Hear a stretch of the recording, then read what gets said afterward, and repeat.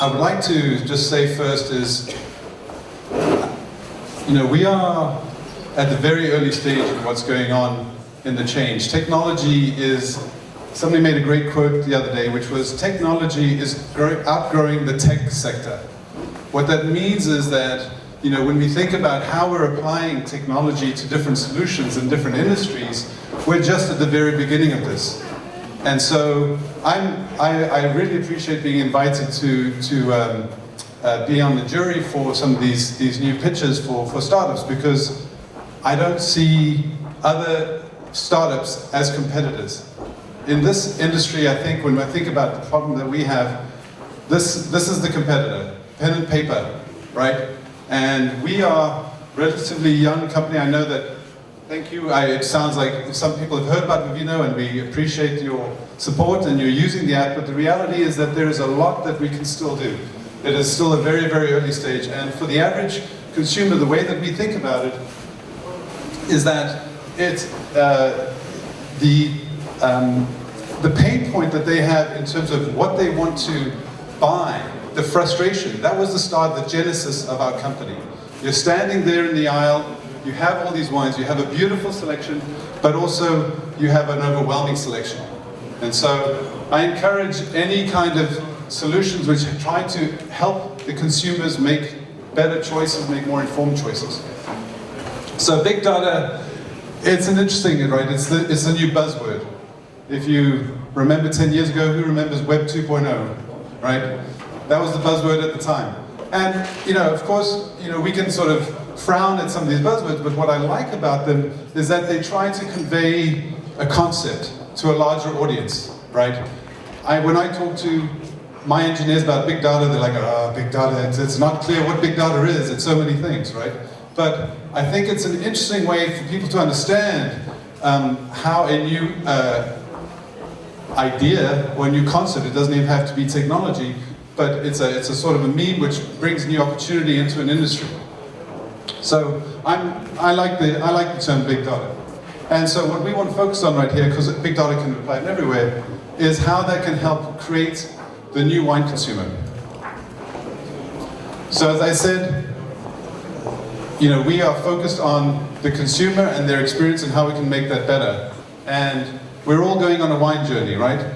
There are some of us that are very educated and we know the direction we're going. There are lots of others, trust me, lots and lots of others who don't know where they're going. They're selecting bottles at random.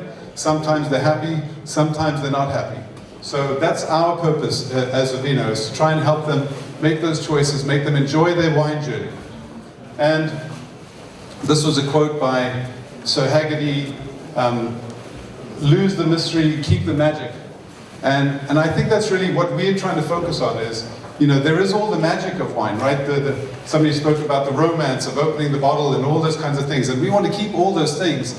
We just want to help, make sure you avoid the ones you don't like and pick more of the ones that you do like, right? So that's where we are. So going into big data, I think, well, what data do we have? How can I share with you a little bit the kind of data that we're capturing? So this is just some data about what we know about French wine. So this is in the almost 3 years that Vivino has been around. We know now, and this is all uses, as you know, scanning labels, right? And so we know with about 55,000 wineries, we know about 900,000 wines, vintages. We have over 25 million scans just of French wine. That's 22% of our total scans that we have. And we have 5 million ratings or tasting notes. And so French wine, you guys would be happy to hear, is the most scanned and rated wine in Vivino. So I think that's a great thing, but at the same time, this is crowdsourced data. So I know that some people have come to me and say, yes, but it's crowdsourced. So the good side about crowdsourced data is that we can get it and we can accumulate it very fast. We've got everybody who's using the app giving us the data. But we also have issues with accuracy of our data, right? There are things where we get it wrong. At the rate that you're collecting data so fast, there are things that we're getting wrong. And we're going to, but we know about that. And we're going to get better and better at that. So that's not so much the concern. Ultimately, the data will get corrected for the errors that are found. But the interesting thing is, once you have the data, what can you do with the data? So I wanted to show you one little example of what we did recently. We took 5,000 wines in our system, and we compared them to the Robert Parker ratings and the Wine Spectator ratings. And what we found is that we have a very strong correlation between their ratings and our ratings. Once we have about 50 plus ratings on a wine, we're very much in line with what they have. So in some ways you can say the 90-point Robert Parker is now the 4.0 star Vivino, which is interesting also from another side, from a consumer standpoint, right? Because as much as Robert Parker is amazing at how much wine he can taste, he can't taste all the wine in the world, right? These guys, there are 300,000 new vintages coming out every year, right?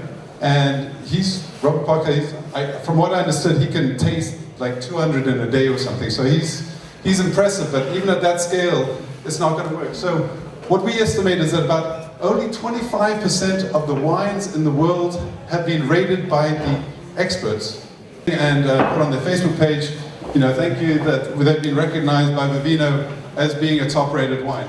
And so this is the kind of thing that we could do to kind of open up the information to the entire industry. So, is there a way, you guys can't see any of these things, is there a way to close these things up here? My slides are a little bit dark. So, what I wanted to talk about is, how do we collect this data, right? So, obviously you guys know, we're very focused on what the possibilities now with the smartphone. And the stats we have is 84% of smartphone owners are using their phone for help in stores. So this is no longer just a couple of geeks kind of thing. This is now the mass consumer that is using their device in the store, right? And the device that they're using, if you look at these new phones, they are very, very powerful. So that's what you're sort of saying. They have basically a supercomputer in their pocket if you compare it to the kinds of things that they could get 10, 15 years ago. So these devices are very powerful. And as you can see with shipments, you guys have probably seen all the stats before, but the shipments of smartphones compared to the shipments of PCs is staggering. And what that really is doing is that smartphones, when you think about the penetration of the internet to the global population, we are now at a point where in 2015, about 65% of the world population, of the adult population, has now access to the internet, and most of that is actually now being driven by the smartphone. Where we thought we would give everybody a PC, that idea didn't work so well. We would give everybody a smartphone. And if in countries like Western Europe and the US, those numbers, this is the global population. So you can imagine that we're even further along on this, with a year or 2 years ahead, if you look at places like France. The other interesting stat is time spent. So the time that people are spent connected or looking at the internet, they're actually now in the US spending more time doing that through an app than they are doing it through the web. So apps are now a very, very common method for everyday people to access the internet. So the kinds of things that we're trying to do now are really leveraging what is a macro trend across the globe. And so this is essentially, the little mathematical formula that we have. If you think about, there's going to be 3 times more smartphones than PCs across the globe by 2020, and all of this kind of data that can be collected compared to what this PC could give you before. So for example, it's personal. You can take it everywhere. It has sensors, it has cameras, it has your location, it has context. So when I say context, the nice thing about it is, right at the moment that you're doing something, it is there to be able to give you information. And that's actually what's become, for Vivino, the magic moment, right? It's like, I'm drinking this wine, tell me something about this wine. They scan it right there, and that's become, even for us, sort of the viral thing, is because people see that they're getting information about the wines right at the time when they're consuming the wine.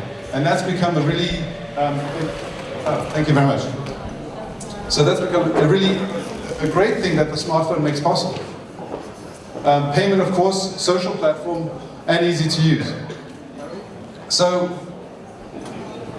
with all that data, you could capture tons of different information, right? So, let me tell you a little bit about what we're thinking about from Vivino's perspective. So, these are what we call the spheres of data that we're really thinking about.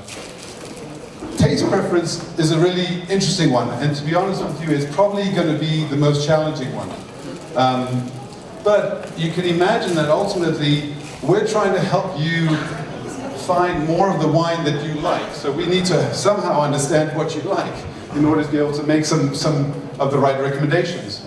So fortunately, we have wine ratings. We also, there are characteristics of wine that we can use as data points to help us with that. There is wine purchase intent, so we know which wines that people are looking at. And there's segmentation, so we can start saying things like, people who drink this kind of wine are in a certain segment, so when somebody drinks another bottle of a different kind, we can probably assume that it would be a wine that segment enjoys. So segmentation can do a lot for us. The other one is location. So if we want to try and help you understand if there's wine, where can I get it? Where is it available? Is it available around me, right? So we now have obviously a lot of information about what's available at the wineries, but the other ones is the retailers. And as you know, we've done now this partnership with Wine Searcher, which is giving us a lot of information about what's available online through online merchants. But actually, if you think about the offline context, I think somebody mentioned, with the photos, people are scanning, so we know the location where those scans are taking place. So we can start to get a sense of what wines are available at those locations as well. Because as much as we would, the convenience of buying online is great, 85% of wines are still being purchased offline, right? The convenience of being able to go around the corner to get that bottle of wine is still the pain point that we want to be able to solve as well. So having some of that offline information is great. Restaurants, as you guys know, we've now launched a wine list scanner. The wine list scanner is essentially helping put information about those wines, right? If you think about that, that's the time when you're sitting in the restaurant and you get that 5-page wine list and you're asked to make a choice and all your friends are sitting around, okay, what are you going to pick, right? So what information do you have to make it a good choice? So the idea with the wine list scanner that we created is just that we can give you, for all those wines, we can superimpose the ratings, and you can drill down into getting the details, the description from the winery and things like that to help you make a choice. But at the same time, of course, we now know what wines are in that restaurant. The other one, tasting events. So how do we make it easy for people when they're going around at a tasting event to get information about what wines are available there at tasting events? So that's another one too. And tied with that is prices. So prices is an interesting challenge, right? Because people are very sensitive about prices. But the reality is that ultimately we're trying to help people think about wines that they can buy on their budget. Vivino is not trying to tell you if you buy $10 wine, we're not trying to tell you to buy $50 wine. That is not our goal. We hope that over time, as you appreciate wine, that you will start developing a palate and want to try more expensive wine, but we're not going to try and force everybody to buy $50 wine. We want them to find good wine in a budget, at a price point that's within their budget. So and then the last one, and this ties together a lot of different things. So the user location, of course, if it's online, it's fairly easy. We can help them find an assortment of wine that's available online. But we're already doing, if you guys know Foursquare, Foursquare has essentially created an ID for every single location of every business around the world. I don't know what they're missing, but it's so extensive at this point that lots of companies are relying on that just as a reference point. It's almost like the Google map for locations, right? And so we can map GPS positions to Foursquare IDs, and we know that Foursquare ID matches to a restaurant, or it matches to a shop, or something like that. There's other technology coming out. Geofencing is an interesting one. So the idea that within let's see, how we can define boundaries. That's maybe the best way, if you guys don't know geofencing, you can define boundaries around a location. So I can walk to a certain place, and as I walk into this, let's say it's a Carrefour or a Leclerc or something, so it's, oh, you're in Carrefour. We happen to know some of the wines that are here. Is this, let's help you find some wines. In the retail sector, iBeacons is also becoming something that they are looking to adopt very rapidly as well. And the idea behind the iBeacons is that it's a very cheap little device you put inside the store, and it has an ID. And these are recognized by the smartphone. So as I walk in, all of a sudden we know we're in this location because of that. And you're going to see this coming up in the fashion industry and any kind of retail situation. But the iBeacons also become a way that we can sort of have a sense of where you are. So these three things, these are the areas sort of we're looking at, and obviously there's the golden triangle in the middle that we're really thinking about. And that would be, as I talk about this, for us, big data, we define it as how can we take this information and apply it to give you some insight or to help you in a certain use case as a consumer. So in the retail location, right, you can walk into a store and be notified about wines that are available, wines that you will like, that match your taste profile. You can filter those based on food pairing or occasion or price. And you can get notified when a favorite wine is available on sale, right? So I don't know how you guys do it, but my mother in Copenhagen, she's looking at her special grocery store every week to see what's on sale, right? She has to look at this pages and pages every weekend, and then she's like, oh, my wine's on sale. How about if we could just notify you, right? It's a benefit to the supermarket is going to do the sale. How about we can help them bring the traffic to their location? The other one is a restaurant.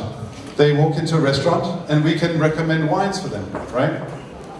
They can filter again based on food pairing, occasion, price. They can read interesting facts. So one of the things that we found with our users is education is a really interesting thing about wine. You start learning about wine, but as you start learning, you also realize how much you don't know about wine, right? It's a huge topic.